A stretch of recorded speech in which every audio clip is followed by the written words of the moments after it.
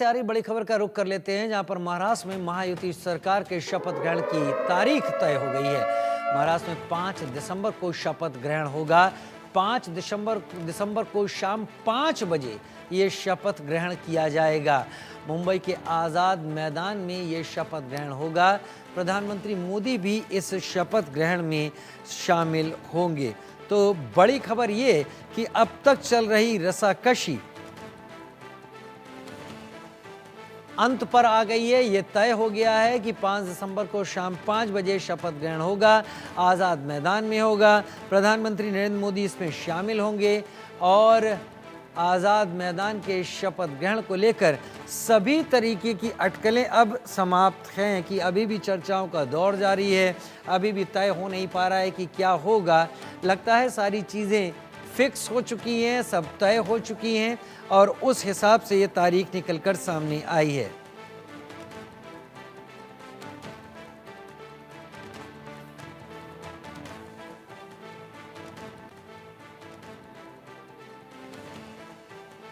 मुंबई के आज़ाद मैदान में शपथ ग्रहण, महाराष्ट्र में महायुति सरकार का शपथ ग्रहण 5 दिसंबर को शपथ ग्रहण होगा। 5 दिसंबर को शाम 5 बजे का वक्त रखा गया है शपथ ग्रहण के लिए। इस बार चुनाव में बीजेपी ने सबसे ज्यादा सीटें जीती हैं और उसके बाद शिवसेना और उसके बाद एनसीपी इसमें है। संजय शर्मा सीनियर एडिटर मेरे साथ ज्यादा जानकारी के साथ इस वक्त लाइव जुड़ गए हैं। बड़ी लंबी टसल रही, बड़ी लंबी आपस में चर्चाओं का दौर रहा। ऐसा लगा संजय कि जो गठबंधन है महायुति, ये कहीं बहुत तकरार में उलझ गया है। लेकिन 5 दिसंबर शाम 5 बजे ये सारी चीजें अगर तय हो जाती हैं तो चर्चाओं अटकलों का दौर भी खत्म मान लिया जाए। आप विस्तार से बताएं कि इस तारीख और पीछे मुख्यमंत्री पद को लेकर क्या जानकारी आ रही है। देखिए, 5 दिसंबर को शाम को 5 बजे मुंबई के आजाद मैदान में शपथ ग्रहण समारोह होगा, लेकिन मुख्यमंत्री के नाम की घोषणा अभी तक नहीं हुई है कि मुख्यमंत्री कौन बनेगा। हालांकि सबसे पहला नाम, सबसे बड़ा नाम जो बताया जा रहा है, सबसे आगे जो नाम बताया जा रहा है वो नाम है देवेंद्र फडणवीस का। तो बीजेपी ने 3 दिसंबर को मुंबई में बीजेपी के विधायक दलों की बैठक बुलाई है, जिसमें बीजेपी का विधायक दल का नेता चुना जाएगा, यानी भावी मुख्यमंत्री जो होगा उसका नाम तय हो जाएगा। तो 3 तारीख को बीजेपी अपना विधायक दल का नेता चुन लेगी, भावी मुख्यमंत्री चुन लेगी और उसके बाद में फिर राज्यपाल से मिलकर के महायुति के तीनों नेता मिलकर के सरकार बनाने का दावा पेश करेंगे। अभी भी जो सबसे बड़ा फंसा हुआ है राजीव, वो फंसा हुआ है गृह मंत्रालय को लेकर के और एकनाथ शिंदे को लेकर के। क्या एकनाथ शिंदे खुद उप मुख्यमंत्री बनेंगे? क्या गृह मंत्रालय जो चाहते हैं बीजेपी उनको देना चाहती है या अभी नहीं देना चाहती है? अभी भी गृह मंत्रालय को लेकर के मचा हुआ है। तो अभी भी संघर्ष जारी है, अभी भी पिक्चर क्लियर नहीं है।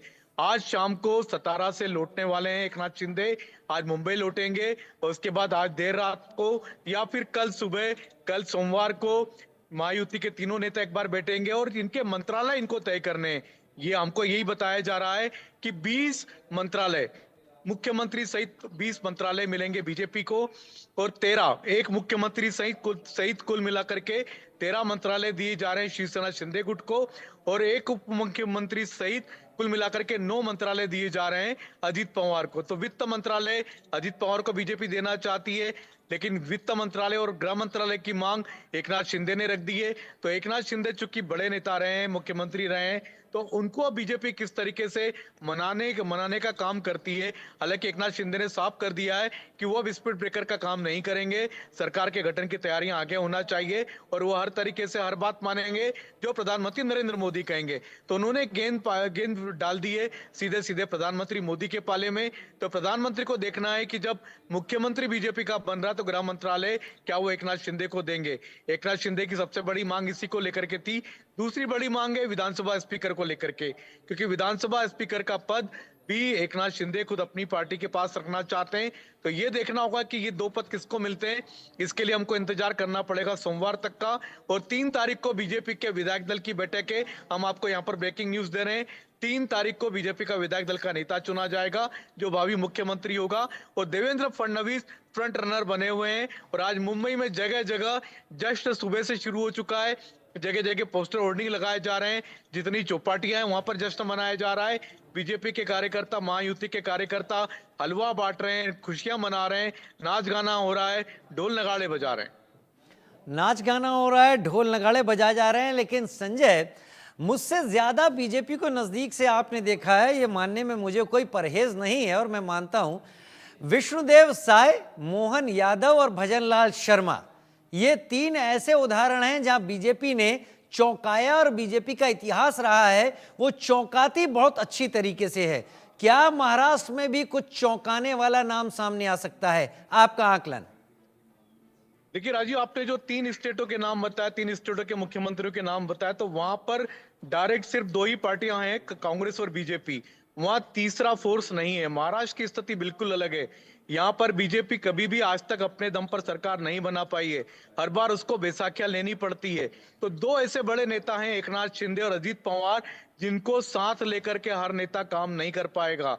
अकेले देवेंद्र फडणवीस ऐसे एकमात्र ऐसे नेता हैं जो दोनों को साथ सकते हैं, एक साथ साधने की क्षमता रखते हैं। तो बीजेपी के पास यहाँ पर विकल्प नहीं है।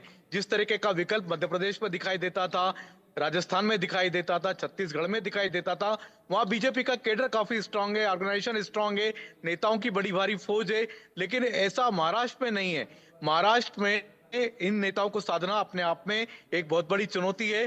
5 साल तक इन नेताओं को साथ कर चलना। और देवेंद्र फडणवीस को हमने देखा किस तरीके से उन्होंने महायुति की सरकारें बनाई, एनसीपी और शिवसेना में 2 फाड़ कराए, 2 पार्टियां तोड़ी और उसके बाद में सरकार बना करके सरकार चलाई भी और सरकार फिर से बनाई भी।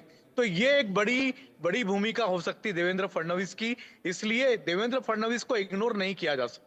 देवेंद्र फडणवीस को इग्नोर नहीं किया जा सकता। संजय जी ये बात सामने रख रहे हैं। संजय जी, लेकिन 5 तारीख और 5 बजे कोई अंक ज्योतिष की सलाह तो नहीं ली है बीजेपी महाराष्ट्र ने? इन दोनों अंकों में बड़ा मेल है और अंक ज्योतिष को जितना मैं जानता हूं कहा जाता है कि 5 का जो अंक होता है वो न्यूट्रल अंक कहलाता है, ना उसका कोई दुश्मन होता है ना उसका कोई मित्र होता है। तो कोई खास वजह 5 बजे 5 तारीख? देखिए, अभी तक तो फैसला नहीं हो पा रहा था कि क्योंकि सरकार के गठन में जिस तरह से विलंब हो रहा था, 1 हफ्ता हो गया था। हमने कल देखा किस तरीके से कल शरद पवार, संजय राउत ने हमला भी बोला कि ये महाराष्ट्र की जनता के जनादेश का अपमान है। उसके बाद बीजेपी को और एकनाथ शिंदे को तारीख तय करनी ही थी। कल ये बात होगी, समाधान हो गया इस बात का कि 5 तारीख तय हो गई। तो 5 तारीख और 5 बजे का जो समय है, क्योंकि हम जहां तक देवेंद्र फडणवीस को जानते हैं, एकनाथ शिंदे को जानते हैं, तो ये लोग बिना मुहूर्त के कोई भी काम नहीं करते, हमेशा मुहूर्त देख करके काम करते हैं। यहाँ तक कि कोई मीटिंग भी नहीं करते। अमावस्या होने के कारण इन्होंने महायुति की बैठक भी निरस्त कर दी थी, टाल दी थी, रद्द कर दी थी। तो ये कोई भी बिना काम बिना वजह कोई भी तारीख या कोई समय तय नहीं करते, हर काम मुहूर्त देख कर ही करते हैं। राजीव, चलिए, कई चीजें हैं, अपनी मान्यताएं हैं, उस पर सवाल उठाए नहीं जा सकते, लेकिन बीजेपी और महाराष्ट्र में बीजेपी के रोल और महायुति को लेकर लोगों की नजरें जरूर बनी हुई हैं। 5 तारीख शाम 5 बजे की तरफ नजर होगी, लेकिन उससे पहले जैसा संजय जी बता रहे थे 3 तारीख का भी ध्यान देना होगा जब बैठक होने वाली है। बहुत धन्यवाद संजय शर्मा, आप मेरे साथ जुड़े विस्तार के साथ, जानकारी के साथ।